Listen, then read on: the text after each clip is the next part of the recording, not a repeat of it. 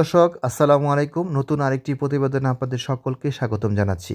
আজকে আপনাদের সাথে শেয়ার করব কিভাবে আপনারা বেগুন গাছের মধ্যে সিমের চাষ করবেন। প্রিয় দর্শক মণ্ডলী, আমি এখানে 20% জমিতে বেগুনের চাষ করেছিলাম। তো বেগুন গাছগুলো যখন বড় হয়েছে, আমি চিন্তা করলাম যে এই গাছের মধ্যে কিন্তু আমি সিমের চাষ করতে পারি। তখন আমি মাঝে মাঝে সিমের বীজ বপন করি এবং আপনারা দেখতে পাচ্ছেন যে সিমের গাছগুলোই আমার বেগুন গাছের উপরে চলে আসছে।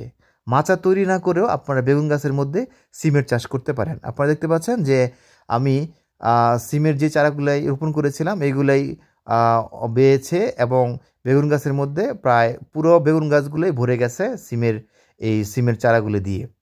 আপনারা দেখতে পাচ্ছেন যে এখানে মাঝে মাঝে আমি ফাঁকা রেখেছি, অর্থাৎ এই কেল দিয়ে আমি ভিতরে পরিচর্যা করার জন্য রেখেছি, ওষুধ দেওয়ার জন্য বা আমি সিম হারভেস্ট করার জন্য মাঝে মাঝে ফাঁকা রেখেছি, যাতে করে আমি ভিতরে ঢুকতে পারি।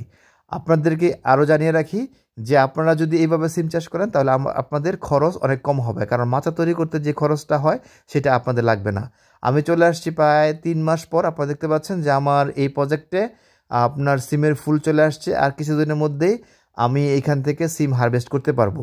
আপনাদেরকে আরও জানিয়ে রাখি যে আপনারা যদি এই বেগুন গাছের মধ্যে সিমের চারা রোপণ করে এভাবে আপনারা মাচা না তৈরি করে বেগুন এর সাথে আপনারা সিমের চাষ করেন, তাহলে আপনারা অনেক লাভবান হবেন এবং আপনাদের খরচ অনেক কম হবে। এবং এখানে কিন্তু আপনারা বেগুনের জন্য যে আপনারা ওষুধ এবং বেগুনের জন্য যে আপনারা সার ফসফেট দিয়েছিলেন, এগুলো কিন্তু আপনারা সেখান থেকে সিমে কিন্তু ভালো আউটপুট পাবে। অর্থাৎ সিমের জন্য কিন্তু তত পরিমাণ আপনার সার বা অন্য কিছু পরিচর্যা তো করা লাগবে না, ওইখান থেকে সিমের আপনার এই সার অন্য প্রাকৃতিক খাবার পাবে। তো আপনারা এইভাবে যদি সিমের চাষ করেন আপনারা অনেক লাভবান হবেন। আমার এই পদ্ধতি যদি আপনাদের কাছে ভালো লেগে থাকে আপনারা এই পদ্ধতি ফলো করতে পারেন এবং আপনারা এই পদ্ধতি ফলো করে সিমের চাষ করতে পারেন। তো এতক্ষণ আপনাদের সাথে যে পদ্ধতিটি ফলো করলাম, অর্থাৎ বেগুন গাছ যখন আপনার বেগুনের ফল দেওয়া শেষ হয় তখন বেগুন গাছগুলো কিন্তু আপনারা উঠিয়ে ফেলেন। তো আপনারা বেগুন গাছগুলো না উঠিয়ে আপনারা ওই বেগুন গাছেই কিন্তু আপনারা এই সিমের চারা রোপণ করতে পারেন, তাহলে কিন্তু ওই বেগুন গাছটাই মাচা হিসাবে ব্যবহৃত হবে। অর্থাৎ আপনার বেগুনের যখন ফলন শেষ হয়ে যাবে তখন কিন্তু আপনারা তার আগেই কিন্তু আপনারা এই সিমের চারা রোপণ করতে পারেন, সিমের বীজ বপন করে আপনারা সেই বেগুন গাছটাই মাচা হিসাবে আপনারা ব্যবহার করার জন্য উপযুক্ত করতে পারেন।